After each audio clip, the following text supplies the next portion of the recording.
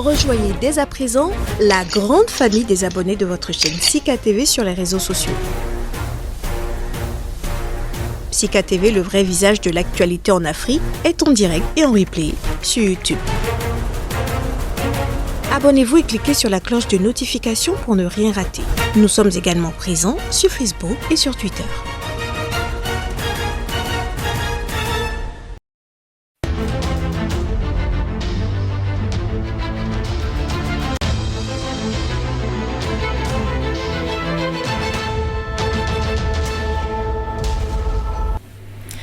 Fin 2020, plusieurs laboratoires prononçaient des résultats prometteurs pour des vaccins contre la Covid-19, dont certains sont efficaces à plus de 90%. Et puis est venue l'ère des variants. Depuis, ils se succèdent, les uns plus virulents que les autres.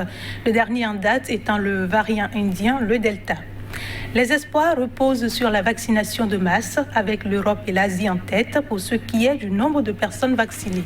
Une campagne qui nous dévoile également les limites de ces vaccins. Entre personnes vaccinées qui font le virus et qui en meurent, les contradictions entre études scientifiques, des variants qui résisteraient au vaccin, les données qui ne rassurent nullement, la propagation qui prend de l'ampleur, les doutes persistent, les réticences à faire le vaccin s'accentuent en Afrique. Pourquoi se faire vacciner si on ne peut enlever le masque? Comment fonctionnent les vaccins? Qui doit faire la vaccination? Quand et pour quels bénéfices-risques les vaccins contre la Covid-19 protègent-ils contre l'infection ou préviennent-ils les formes graves de la maladie? De quoi nous protège finalement la vaccination?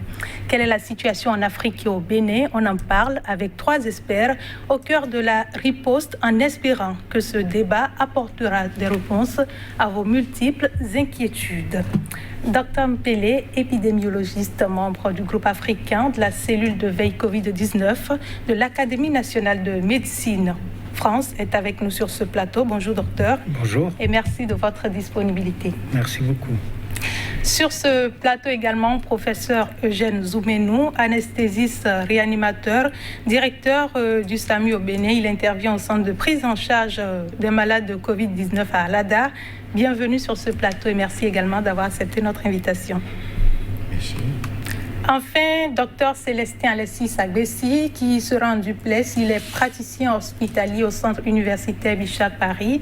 Merci également à vous, docteur, pour la participation à ce débat. Merci beaucoup. Je suis très honoré d'être à la table de mes aînés. Merci et bonjour à tout le monde. Bonjour. Nous allons commencer avec une première question pour tout le monde. Et Dr Mpele, les inquiétudes exprimées par les populations sur la vaccination sont-elles légitimes? Écoutez, on ne peut pas dire que ce n'est pas légitime. Nous avons fait un exploit scientifique, il faut le reconnaître. Quand je dis nous, c'est surtout les Américains, mais c'est l'humanité qui est en cause face à la pandémie. Et le vaccin est arrivé... 10 mois, en 10 mois. Donc c'est un exploit scientifique extraordinaire. Vous savez, l'épidémie a commencé à la fin de l'année 2019 et un peu avant la fin de l'année 2020, juste quelques semaines avant l'élection présidentielle aux États-Unis, nous avions 2 vaccins. Et puis voilà, aujourd'hui, on a plusieurs vaccins. Donc c'est un exploit. Et donc les populations qui ne comprennent pas toujours comment peut-on en 10 mois ou très peu de temps avoir un vaccin et se posent des questions. Donc c'est notre rôle d'expliquer pour faire comprendre que le vaccin, c'est ce que nous avons aujourd'hui pour essayer de maîtriser la propagation. De maîtriser cette pandémie bien déroutante. D'accord. Professeur Zoumenou, est-ce que les populations, les préoccupations exprimées sont-elles légitimes? Oui, je dirais que les préoccupations sont légitimes, mais juste après avoir dit ça, je voudrais revenir sur le fait qu'il faut savoir quel était le problème avant qu'on ne parle de vaccin. Donc, le problème, c'est la Covid-19. Le problème, ce n'est pas le vaccin. Le vaccin est une solution. Donc, c'est difficile pour moi de mettre au même pied d'égalité la Covid-19 et le vaccin en les comparant comme des problèmes. Notre problème, revenons dessus chaque jour, c'est la COVID-19. Le vaccin est une solution pour laquelle il y a quelques préoccupations légitimes, certes, mais revenons toujours à dire que le problème numéro 1, c'est la COVID-19. Docteur Agbessi, la vaccination ne devrait-elle pas nous inquiéter ?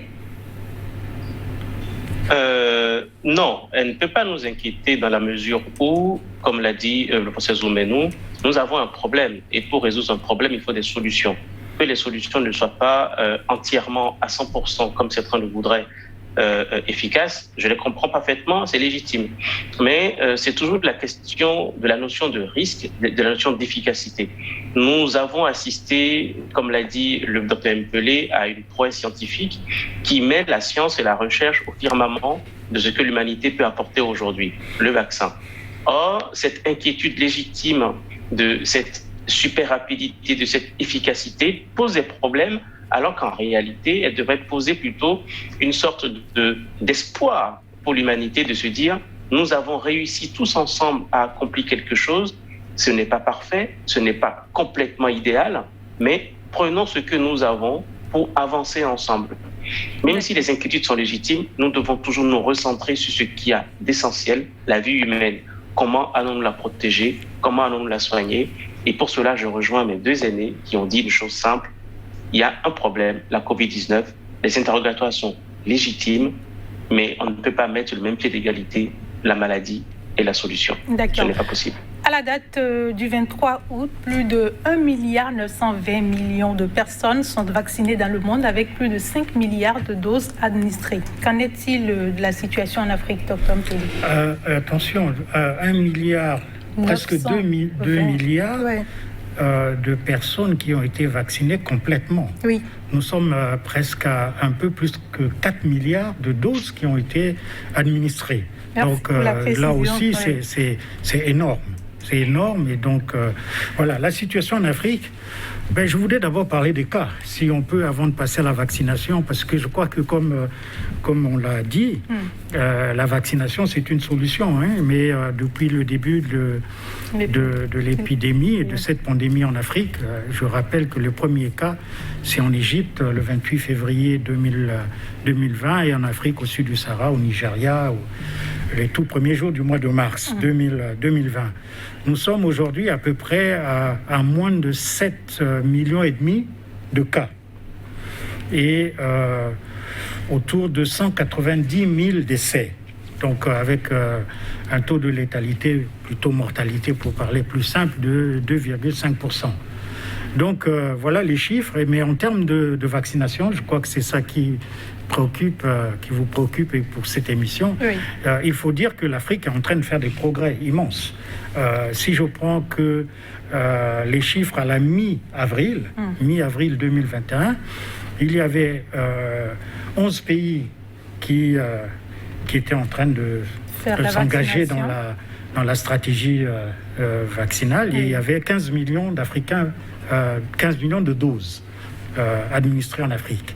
Et si nous remontons un mois plus tard, mi-juin, nous sommes déjà à 40 pays avec 40 millions de doses. Vous voyez, et à la fin du mois de juillet, nous sommes arrivés pratiquement à 65 millions de doses pour 47 pays. Et aujourd'hui, on peut dire qu'on est peut-être très proche de la barre des 100 millions, ce qui reste insuffisant. Nous sommes un continent de 1,2 milliard d'habitants.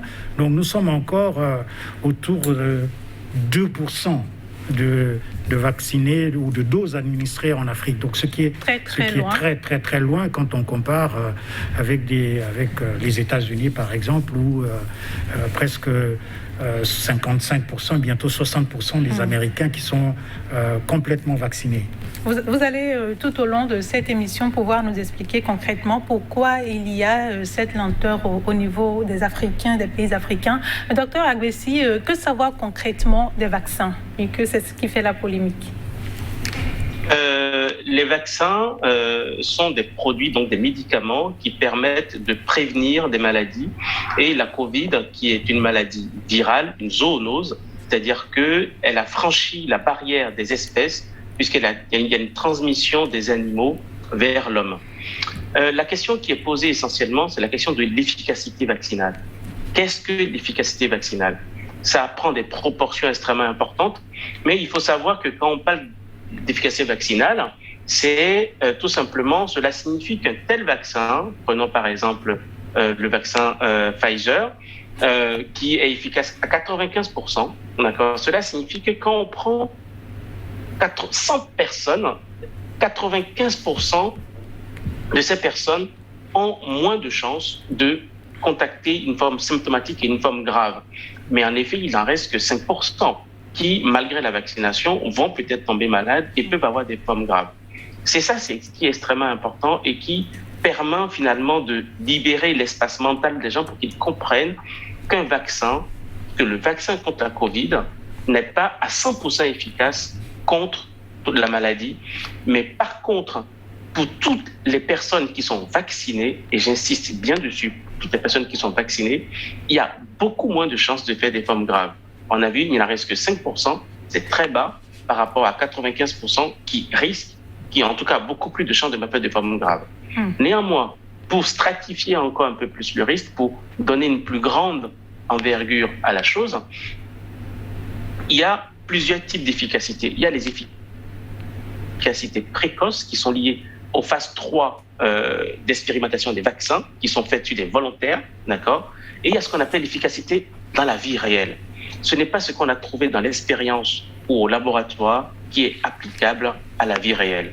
En effet, certains vaccins qui avaient des efficacités très bas, par exemple, je prends le cas de Janssen, par exemple.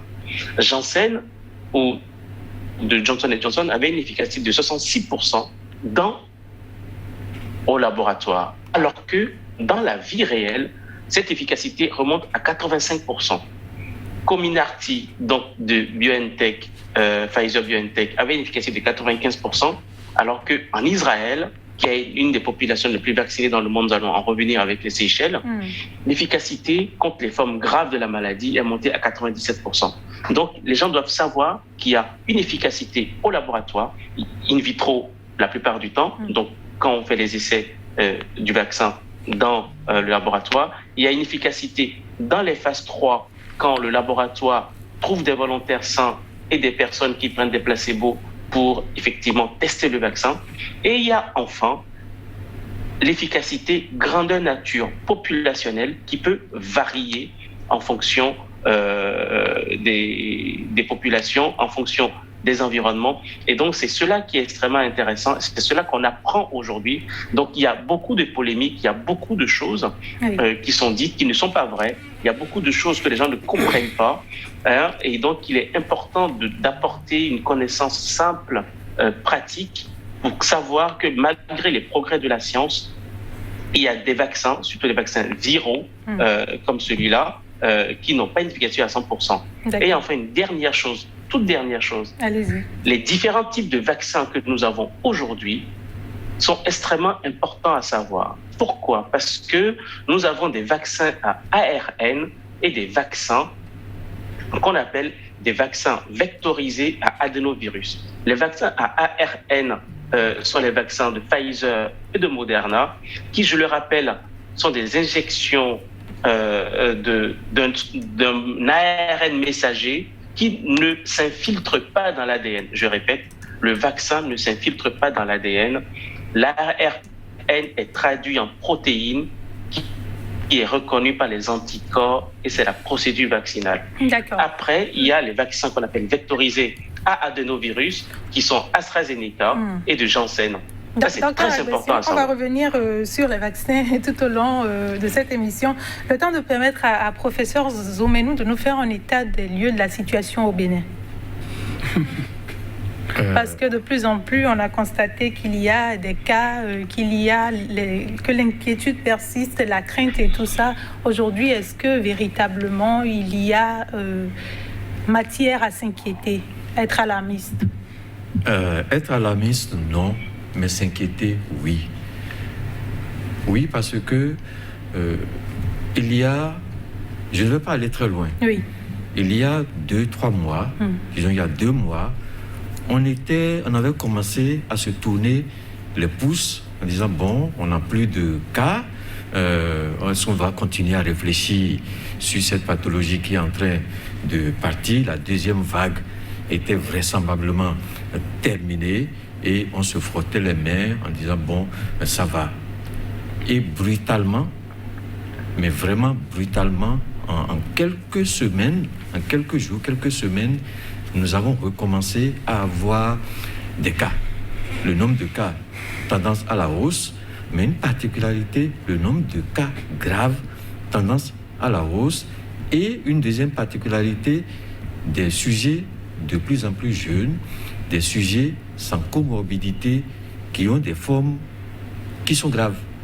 Alors que à la première vague et à la deuxième vague, on se disait, je suis jeune, sportif, je n'ai pas d'hypertension, je n'ai pas de diabète, et bien que la Covid arrive, je vais la passer comme une grippe. Je vais la passer comme une grippe. Aujourd'hui, ce n'est plus du tout vérifié. Il vaut mieux ne pas rencontrer la Covid-19 de cette troisième vague.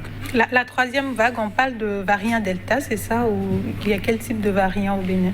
Non. Quand on parle de troisième vague, oui, on ne parle pas encore de variant. D'accord. On dit simplement que l'épidémie est de nouveau à des chiffres inquiétants. D'accord. C'est tout. D'accord. Mais qu'est-ce qui est le contenu? Ça, c'est une autre question. D'accord. Docteur Mpele, les vaccins anti-Covid sont-ils efficaces? Mais oui, le docteur Avessi l'a si bien dit, je crois. Il a parlé des pourcentages très élevés, mais je veux simplement rappeler que l'Organisation mondiale de la santé a fixé la barre à 50%. Si un vaccin est efficace à 50%, il est donc un bon vaccin pour répondre à la pandémie de la Covid-19. Donc je pense que tous ces vaccins ont une efficacité qui va au-delà des 60-70% jusqu'à 95%, par exemple pour le Sinovac. Donc je pense que et c'est pour ça que je parlais de prouesse quand même. Regardez ce qui s'est passé. Aux États-Unis, il y a 3 vaccins. En tout cas, peut-être un 4e viendra. On parle de Pfizer, on parle de Moderna, on parle de Johnson & Johnson. En Chine, on a 2 vaccins.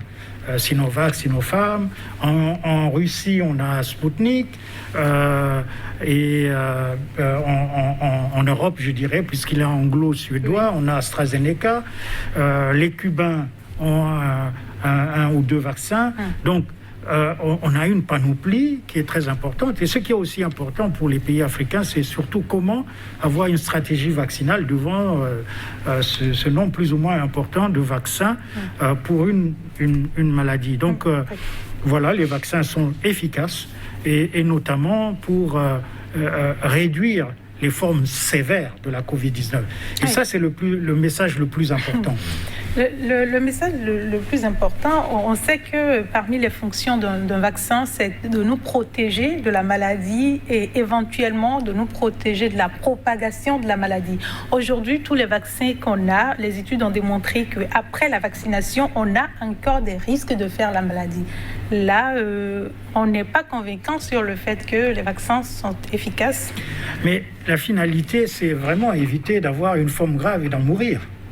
Parce que il faut le rappeler que 85% de cas de Covid, ce sont soit complètement asymptomatiques, soit des formes bénignes, c'est-à-dire simple rhume, une petite toux et ça passe. C'est vraiment le pourcentage le plus élevé de cas de Covid. Maintenant, il reste un pourcentage qui est important, qui, lui, a un impact important sur l'hôpital, parce que et puis bien sûr sur les malades. Donc je pense que le vaccin à l'heure actuelle, je dirais, atteint son but. C'est vraiment de réduire la mortalité. C'est ça qui est très important en fait aussi qu'il faut faire. Il faut voir. Donc et comme disait le professeur, il faut absolument continuer à être vigilant. Ne pas baisser les bras, même en Afrique. Il faut regarder et réagir et continuer à expliquer pour que les mesures barrières continuent à être maintenues. Mais je pense qu'on a gagné On n'a pas gagné la guerre, mais on a gagné une petite bataille. Oui. Une bataille importante. Hein. Nous allons partir sur les études qui ont été publiées. Et dans une interview du professeur Philippe Parola, du chef service des maladies infectieuses de l'IHU Méditerranée, daté du 10 août dernier, il avançait que pour l'instant, parmi les non-vaccinés et les vaccinés positifs, il n'y a pas de différence dans l'évolution vers la sévérité. Oui, mais vous savez... Je pense... Pardon. Allez-y. Allez-y, docteur Avessi. Je pense que les chiffres qu'il avance sont complètement faux. En effet, comment pouvoir dire de manière aussi rassurante que la vaccination ne sert à rien? C'est la manière la plus simple de la dire. Si je traduis sa phrase, je dis que la vaccination ne sert à rien. Or, je viens de vous dire, avec les dernières études publiées dans le Lancet, dans le BMJ, le British Medical Journal, dans Science, dans Nature, que effectivement la vaccination, et comme l'a rappelé le docteur Mpelé, réduit de manière drastique le taux de mortalité. La Covid, ça tue 1,5% des gens qui attrapent cette maladie-là. C'est clair. Maintenant, si on regarde pays par pays le taux de mortalité des patients et on compare, on fait deux branches, la branche des vaccinés et la branche des non-vaccinés, il y a tout de suite un écart majeur qui se crée. C'est-à-dire que 85% des gens qui meurent aujourd'hui dans les hôpitaux en Europe, aux États-Unis et quelques parties en Afrique, surtout en Afrique du Sud et en Afrique du Nord, sont des gens non vaccinés. Tout à fait. Ils sont non vaccinés. Et donc, on a 5 à 10% maximum de gens qui, bien entendu, font des formes graves, bien qu'ayant été vaccinés. Et je vous ai précisé tout à l'heure que cette partie de la population, c'est une population qui est très particulière parce qu'elle cumule non seulement des comorbidités classiques, hypertension artérielle, diabète, mais en plus, elle présente des maladies très graves qui sont liées à l'immunité parce qu'ils prennent des médicaments qui baissent le pouvoir de guérison du corps, parce qu'ils prennent des médicaments comme des corticoïdes, comme des médicaments anti-immunité, comme des immunosuppresseurs qui diminuent leur capacité à réagir. Et que ceux-là, malgré les 2 doses, ils ont déjà un taux de réponse qui est faible. Et c'est pour cela qu'il y a une recommandation aujourd'hui de faire une 3e dose, que pour cette toute petite partie de la population de manière scientifique. Même si les États-Unis veulent faire une 3e dose à la population générale, regardez l'Europe, regardez l'Asie. L'Europe dit, nous allons faire une 3e dose pour les populations extrêmement ciblées de plus de 65 ans. Nous allons faire une 3e dose dans les pays d'Asie pour les patients qui ont des comorbidités sévères et des maladies immunosuppressives. Donc, ne mélangeons pas tout, restons très pragmatiques, restons simples, mais surtout restons vrais et transparents. Je pense que la déloyauté dans la transmission des informations pour les populations, dans cette forme d'infodémie, donc l'information liée à la pandémie, crée beaucoup plus de mal, crée beaucoup plus de tort, et l'Afrique n'a pas besoin, et je le dis avec certitude et avec transparence, l'Afrique n'a pas besoin que des données externes, extérieures, avec des gens qui ne connaissent pas la réalité africaine, viennent travestir, et je dis bien travestir, la manière dont l'Afrique doit réagir par rapport à sa pandémie. La pandémie est mondiale, mais nous avons une épidémie qui est différente de celle de l'Europe, et le docteur et le professeur Zoumeno l'a bien rappelé. Le docteur Mpelé aussi l'a bien rappelé. L'Afrique est quasiment à 200 000 morts, alors que dans les autres pays du monde, dans les autres parties du monde, ils sont à 4 millions de morts. Donc soyons pragmatiques, pondérés, et ramenons la réalité africaine à l'Afrique. Les anti-vaccins Covid ont également leurs arguments, ont leur argumentaire utilisé pour la plupart du temps. On a les statistiques qui sont des chiffres vrais, qui sont des chiffres réels de contamination. Je commence par exemple par les Anglais pour lesquels les chiffres avancés montrent que plus de 62% sont vaccinés à 2 doses et que près de 50% auraient fait le virus à nouveau. Oui, mais est-ce qu'on doit pouvoir regarder ça avec beaucoup d'importance? Je crois qu'il faut parfois savoir accepter la situation dans laquelle on se trouve. C'est quand même dans ces mêmes pays où les gens se vaccinent. Hein, si je vous cite les chiffres anglais, les chiffres indiens, russes, en Chine, il y a 1 milliard, presque 2 milliards de doses administrées en Chine. Donc vous croyez, aux États-Unis, 362 millions de doses. Donc, alors, franchement, je comprends très bien que l'on soit anti-vaccin, mais moi j'appelle ça les pandémies dans la pandémie. C'est-à-dire que quand vous êtes face à une pandémie, et comme celle de la Covid-19 qui est déroutante, c'est vrai qu'il y a plusieurs pandémies qui sont, les anti-vax, les effets secondaires. Il y a plus de 2 milliards de personnes vaccinées. S'il y avait vraiment des grands effets secondaires, on l'aurait su. Mais il n'y a aucun médicament qui soit inoffensif. Tout médicament, ça dépend. Même le paracétamol, là, ses effets secondaires, il peut y avoir des allergies, il peut y avoir plein. Donc, ne dramatisons pas. Plutôt encourageons les populations à aller se faire vacciner que d'insister sur des épiphénomènes, je dirais ainsi.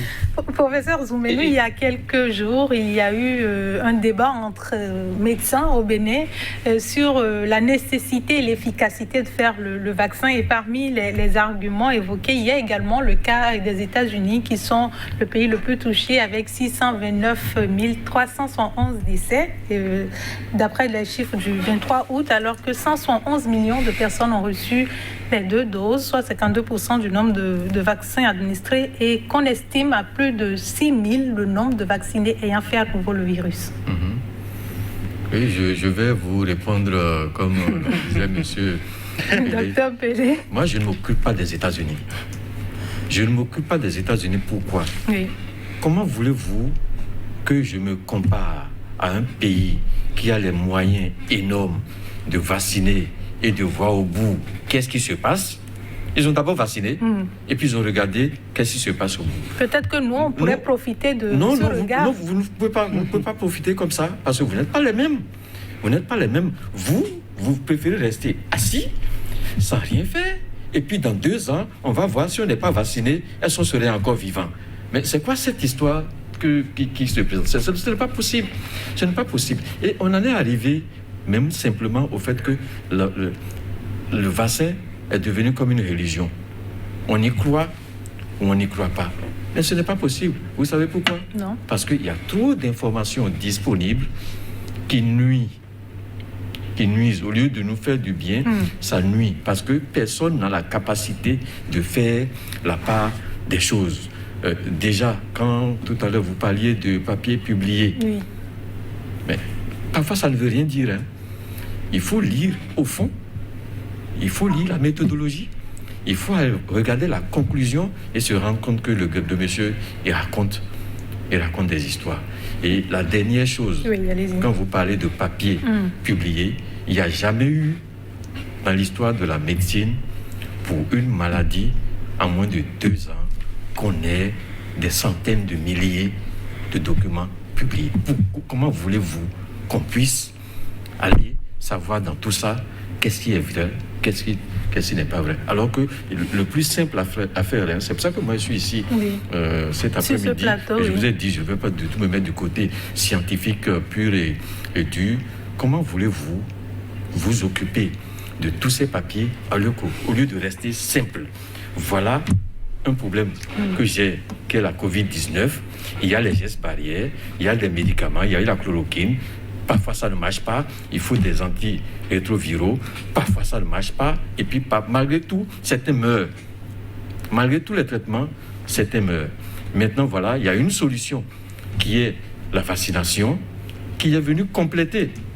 La vaccination n'est pas venue dans le vide, qui est venue compléter les autres mesures que nous avions. Mais vous vous mettez à attaquer cette mesure parce que ceux qui l'ont essayé n'ont pas eu 100% d'efficacité. Alors qu'on vous a expliqué, aucun vaccin n'a déclaré 100% d'efficacité. Et vous oubliez les 5% qui, de toutes les façons, auraient fait la maladie, même si on les a vaccinés, vous vous accrochez à ceux-là pour dire ah merci, il y a 5 qui ont quand même fait la maladie, alors qu'ils ont tous eu la vaccination, moi je ne le ferai pas. Mais vous prenez votre risque, vous prenez 100% de risque. Allez-y, docteur Mpele. Oui, je voudrais dire, souvent, on parle de l'Afrique comme un pays. Mais l'Afrique est un continent. Oui. C'est un continent d'1,2 milliard d'habitants. Bien sûr, on peut comparer le continent africain à la Chine, à l'Inde, qui ont à peu près les mêmes populations, mais qui sont des pays.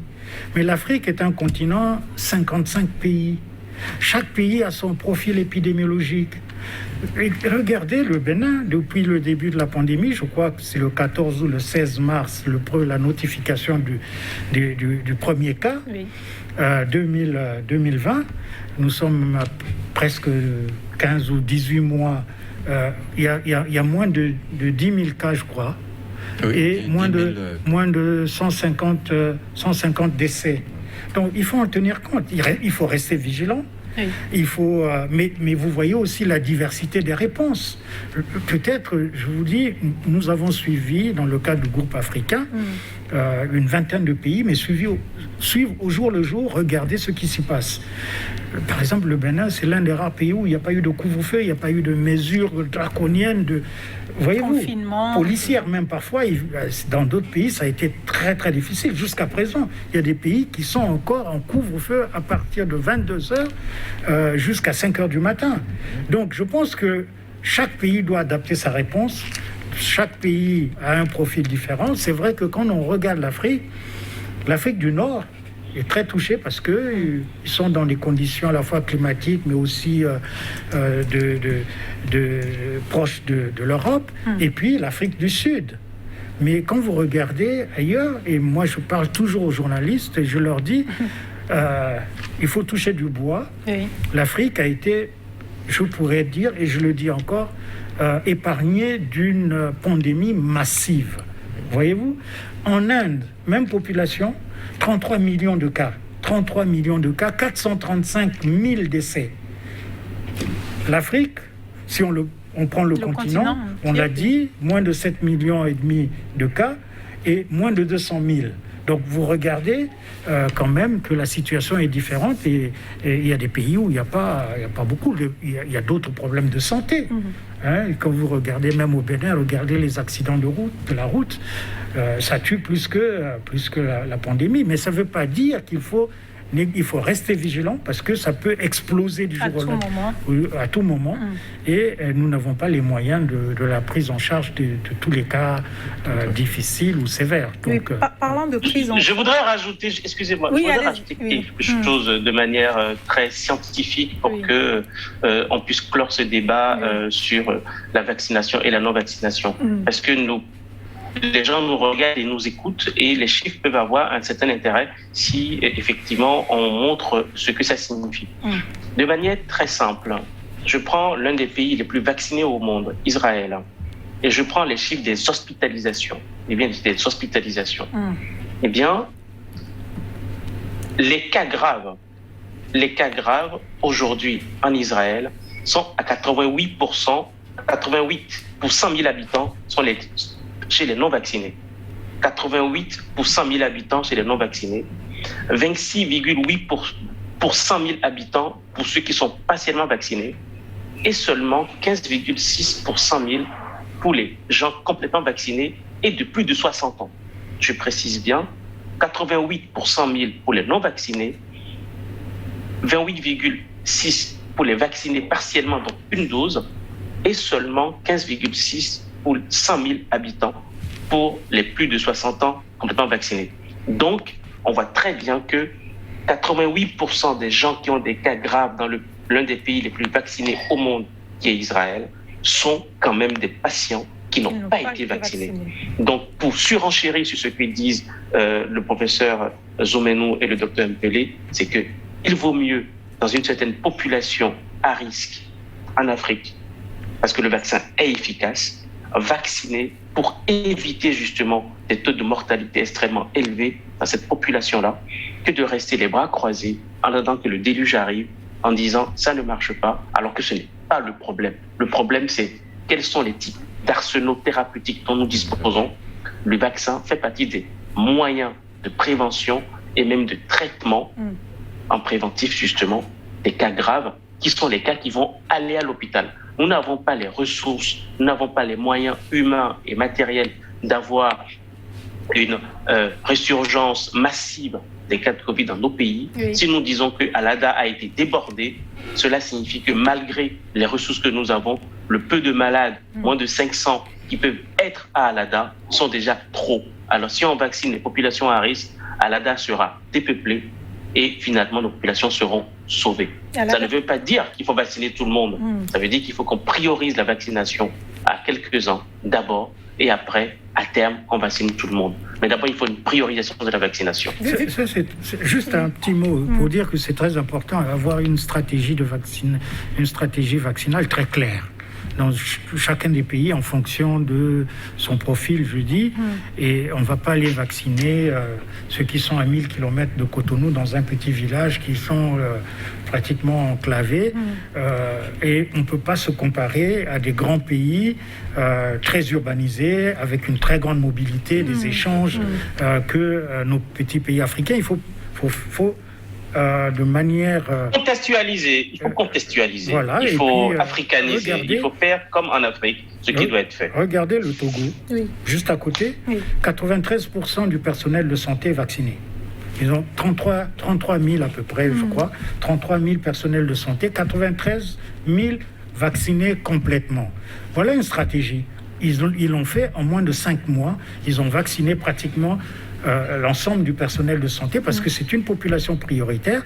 Et après, il faut voir ceux qui ont des comorbidités. Je pense que nous devons avoir une stratégie bien pensée, adaptée à notre situation pour avancer dans le contexte de la vaccination. Je crois que on ne peut pas dire tous les Béninois aujourd'hui, demain doivent être vaccinés. Je pense comme il est fait. Oui. Voilà. Professeur, vous êtes au cœur de la stratégie. Aujourd'hui, quelle est la stratégie adoptée au Bénin pour la vaccination? Vous savez que l'État a décidé de permettre à toute la population d'âge de plus de 18 ans d'aller se faire vacciner. Ça, c'est la première chose. La deuxième chose, et qui devait même passer avant, le gouvernement a insisté pour que tous les agents de santé aillent se faire vacciner. Et ils étaient prioritaires au départ.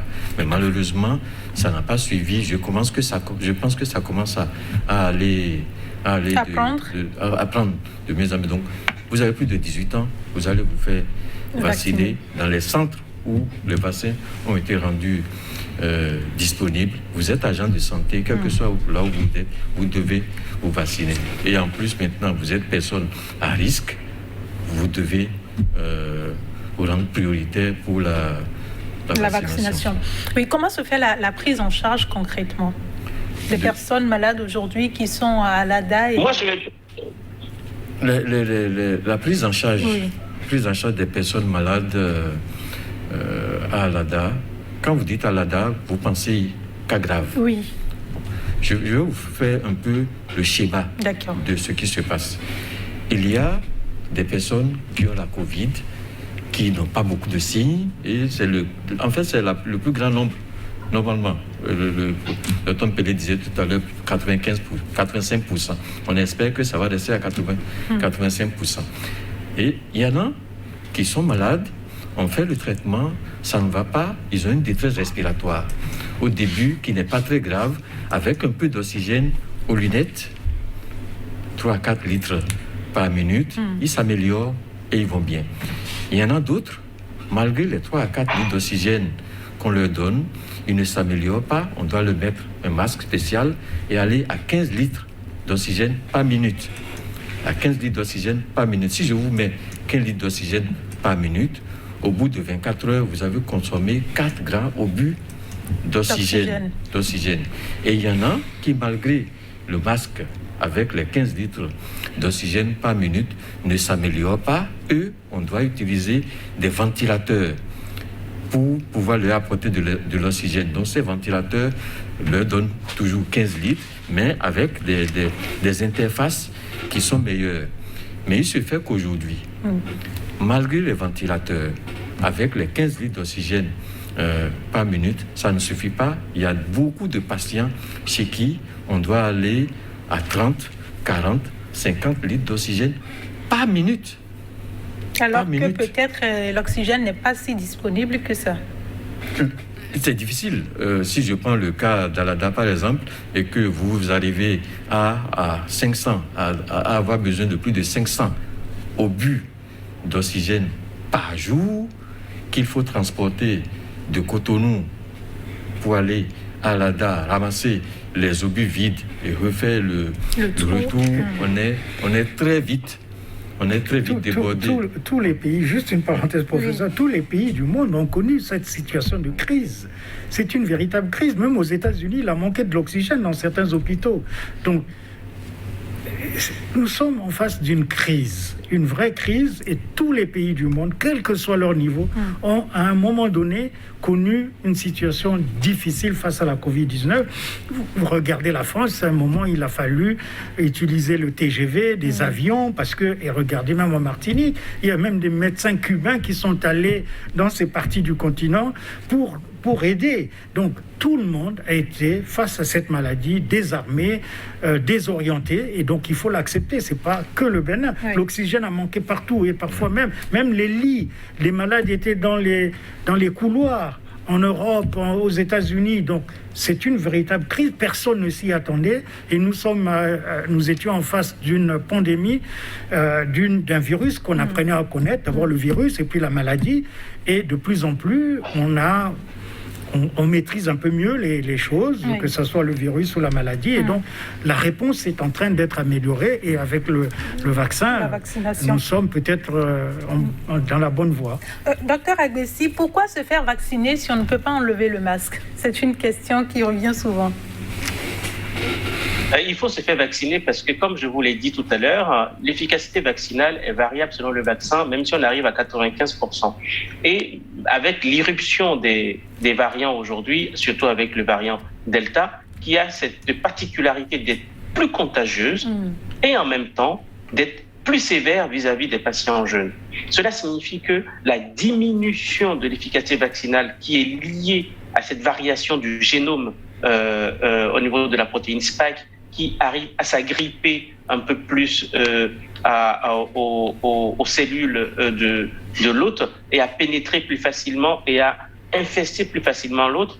Cela signifie que la réplication virale due aux variants au niveau de l'aspect ORL, elle reste assez importante, même si elle est diminuée, elle est drastiquement diminuée grâce au vaccin, mais il en persiste assez pour contaminer quelques personnes. Raison pour laquelle il faut garder le masque.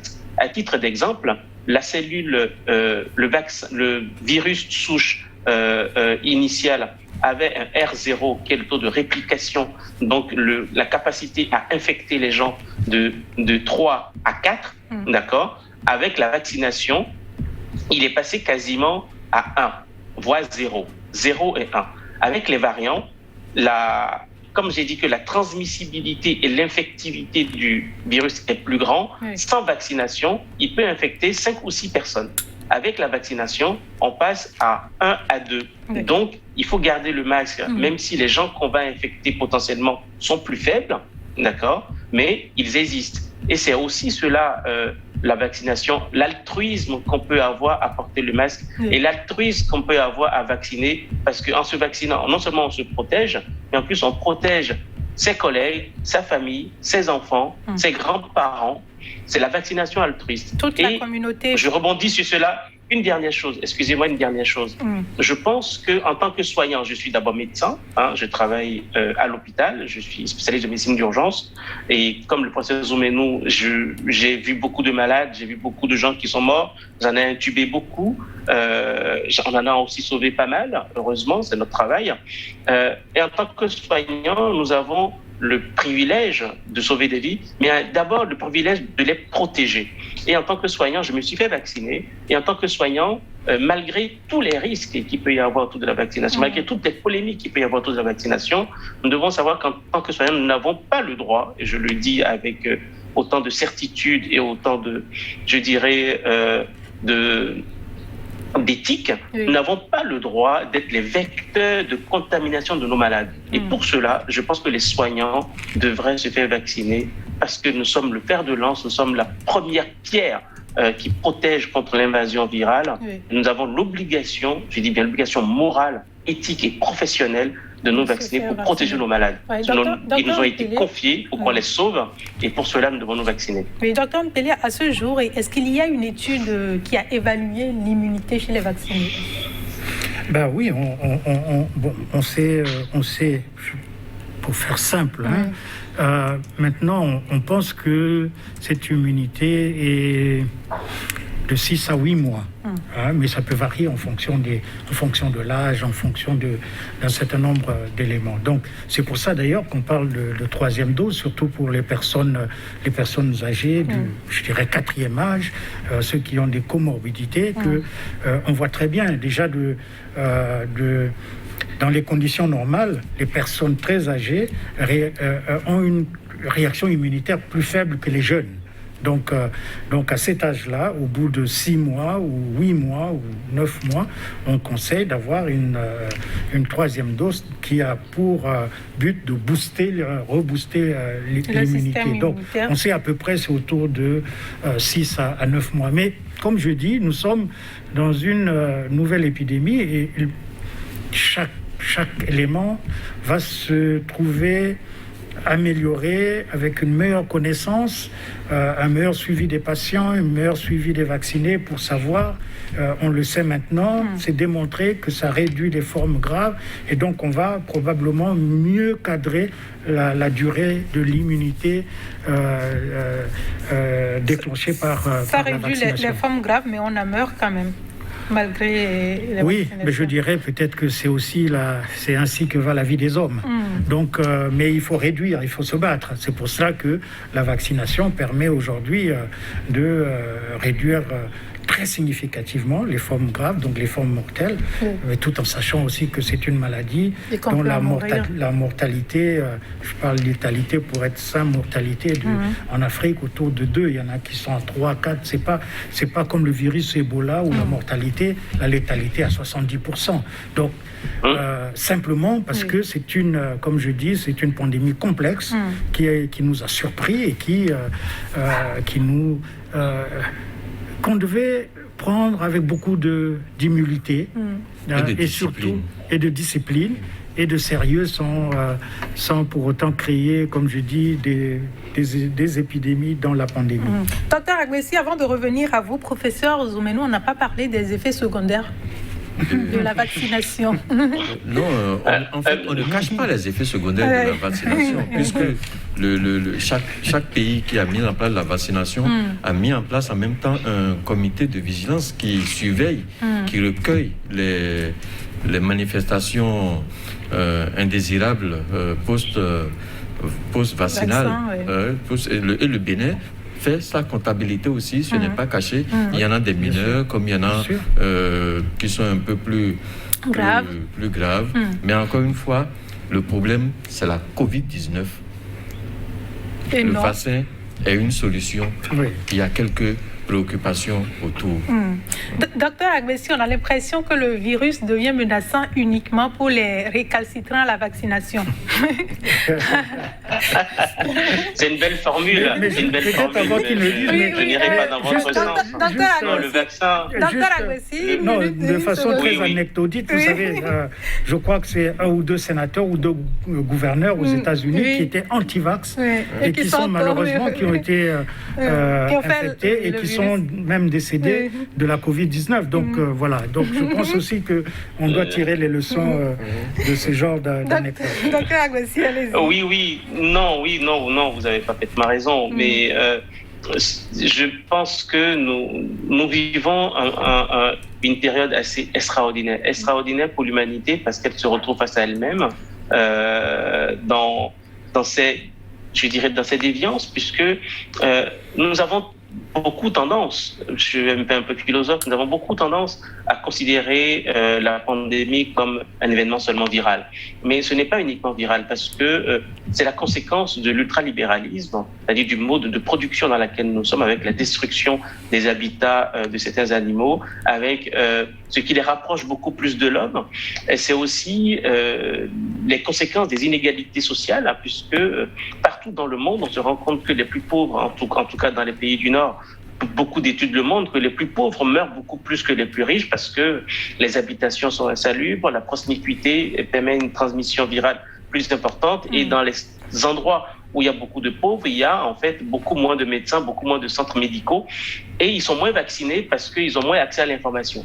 Donc la pandémie n'est pas uniquement une maladie virale. C'est une maladie, je dirais, du mode de production que les humains se sont donnés. C'est aussi une catastrophe environnementale puisque les animaux qui transmettent ces virus, ces zoonoses, ces nouvelles maladies émergentes aux hommes n'ont plus d'habitat.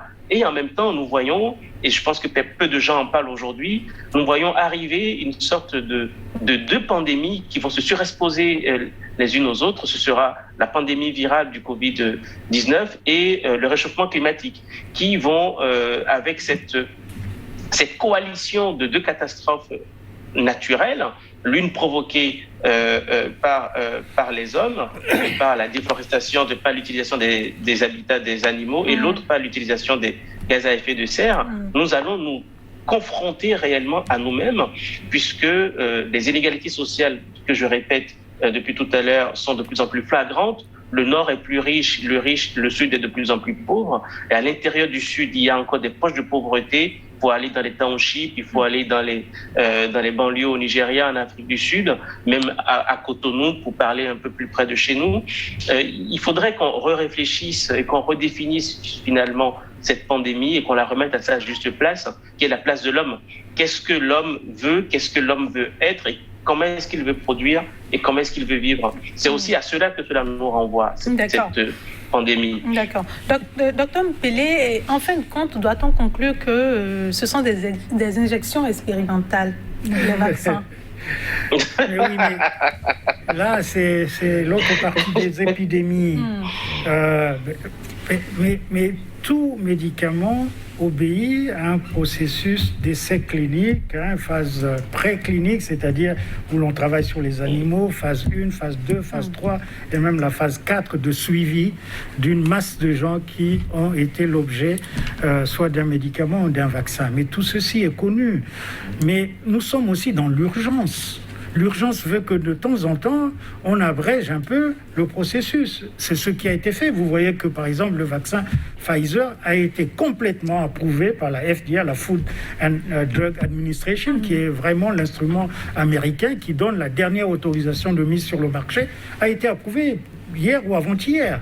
Donc, mais bien sûr que nous sommes en période, nous sommes dans une pandémie. Nous avons moins de connaissances hier, nous travaillons et il faut accepter cela. Donc nous participons tous à la mise en place et à l'amélioration. Mais nous sommes dans une situation d'urgence. On ne pouvait pas attendre que tout soit fini. Non, c'est pas ça. Je pense aussi qu'il y a un côté éthique, éthique mondiale, éthique scientifique. Il faut regarder et accepter un certain nombre d'éléments qui peuvent nous permettre d'avancer face à une pandémie. Mais si vous permettez, je voudrais revenir sur les variants, parce que c'est un mot qui est devenu tellement... Tout le monde parle de variants. Mais le variant, c'est simplement une mutation. Ça veut dire quoi? Le virus, il vit, surtout quand il circule d'un homme à l'autre à l'intérieur, il vit et il change, il mute. Parfois, il fait des erreurs, parce qu'en se multipliant, il fait une petite erreur. Mais il y a des milliers de variants. Simplement, ceux qui apparaissent, ce sont ceux qui sont soit plus transmissibles, soit qui provoquent une maladie beaucoup plus sévère. Donc c'est comme le variant Delta, mais vous voyez très bien qu'au début on a parlé du variant Alpha bêta, qui était de la Grande-Bretagne, qui était britannique, et qui finalement on n'en parle plus. Et il y a eu le variant Beta de l'Afrique du Sud, qui à un moment fait peur même aux Européens, pensaient que l'Afrique était en train de nous amener la sale bête, et donc c'est passé. Le variant brésilien Gamma, on n'a presque pas entendu parler. Il y a un variant qui a été trouvé au Nigeria, État, qui est passé presque inaperçu. Le Delta prend... et ce sont des variants qui, pour l'Organisation mondiale de la santé, on dit à surveiller. C'est comme le variant colombien qui est en train d'apparaître, moins même au Colombie que plus ailleurs en Europe et ailleurs. Et donc on les surveille. Mais nous aurons toujours des variants. Mais ce qu'il faut aussi dire, c'est que les promoteurs des vaccins, ils savent comment adapter. C'est le cas de la grippe saisonnière. C'est pour ça que chaque année, le vaccin contre la grippe change. Parce qu'on tient compte de ces évolutions, de ces mutations qui arrivent. Et ça, c'est une technique, une technologie, une technique que maîtrisent très bien les promoteurs de vaccins. D'accord. Donc, il y a un élément... Oui, professeur. Il y a un élément important que les pessimistes de vaccination ne savent pas, en disant qu'en tout peu de temps, il y a eu des vaccins, que ça paraît incroyable. Mais ils ne tiennent pas compte du fait qu'aujourd'hui, il y a l'intelligence artificielle et qui bénéficie aussi pour la santé. Ce n'est pas que dans les autres domaines. Il y a l'intelligence artificielle aussi en santé qui peut permettre de raccourcir certains délais, de faire des choses plus rapidement. Et parfois sans forcément intervenir, faire mal à l'homme avant de trouver la solution. Et la campagne de vaccination actuelle aussi, un autre but, c'est de nous protéger des variants plus transmissibles, plus graves. Parce que plus de gens seront immunisés et peut-être que... et puis bon, il y a toute la surveillance des variants. Donc je pense qu'il y a plus de positifs que de négatifs, mais bien sûr qu'il y aura toujours une catégorie, un groupe qui dira on n'est pas d'accord, mais c'est aussi comme ça que fait le monde. Tout le monde ne peut pas être d'accord en même temps. L'essentiel, c'est de se dire voilà, nous sommes sur la bonne voie, il faut continuer, mais surtout aussi expliquer aux populations pour faire adhérer. Je veux dire, on n'a pas mis tous les médecins, les infirmiers togolais en prison pour les faire vacciner. On n'a pas vu des militaires, mais ils ont été vaccinés peut-être parce qu'il y a une stratégie de communication, d'explication, et même étant personnel de santé. Donc je pense qu'il faut expliquer davantage, expliquer et dire quel est le bénéfice d'être vacciné, surtout quand on a des comorbidités, surtout quand on est d'un certain âge, quand on a des fragilités, quand on a des traitements, quand on a... Je crois que c'est très important d'expliquer. Et peut-être qu'on n'explique pas assez. D'accord. Qu'est-ce que c'est cette maladie? Qu'est-ce que c'est ce virus? Et pourquoi ce vaccin-là? Et pourquoi, quand on a ce vaccin, on peut encore avoir le virus, on peut encore le transmettre? Tout ça peut s'expliquer, mais aussi dans un langage assez simple. Plus simple, pour que les populations comprennent, parce que c'est finalement, à la fin, ce sont les populations qui doivent se faire vacciner. D'accord. Docteur Agbessi, quel est le bénéfice-risque? Le bénéfice-risque, on vient de le dire de long en large. On vient de dire que la vaccination évite des formes graves, donc évite de mourir, évite de se retrouver en soins critiques, en réanimation et d'avoir besoin d'oxygène, qui sont des facteurs de morbidité, de mortalité importantes. Et surtout, il faut aussi savoir que le bénéfice, c'est aussi qu'après la sortie de soins critiques, bon, ça ne me contredira pas, les patients qui ont été intubés, qui ont été en soins critiques, qui ont besoin de ventilateurs, donc de réanimation intense, ont du mal à récupérer et ils font des formes qu'on appelle des formes de Covid long, donc de Covid extrêmement long qui peut durer des mois. Et pour l'instant, on a un recul de 12 mois. D'accord? Donc, le bénéfice-risque, il est de ne pas mourir, en tout cas potentiellement en fonction des